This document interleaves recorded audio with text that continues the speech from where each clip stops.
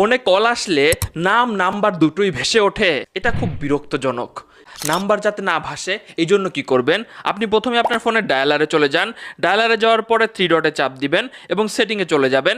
সেটিংয়ে যাওয়ার পরে আপনি আদার কল সেটিংয়ে যাবেন, এরপরে শো কন্ট্যাক্ট ফোন নাম্বার এখানে যাবেন এবং এইটা অফ করে দিবেন। দেখতে পাচ্ছেন এখানে কিন্তু দেখাচ্ছে যে তাহলে এখন আর আপনার ফোনে কল আসলে শুধুমাত্র নাম শো করবে, নাম্বার শো করবে না।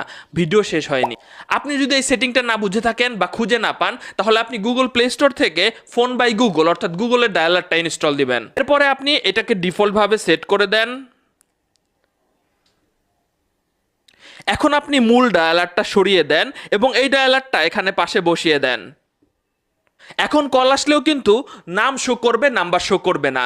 ভিডিওটা শেয়ার দিয়ে রাখুন, আর যাদের অলরেডি গুগল ডায়ালার আছে তারা অবশ্যই এটা টাচ করে বড় করবেন না, তাহলে নাম্বার সহ শো করবে। আপনি চিন্তা করবেন যে ছোট থাকতে রিসিভ করে কথা বলার জন্য।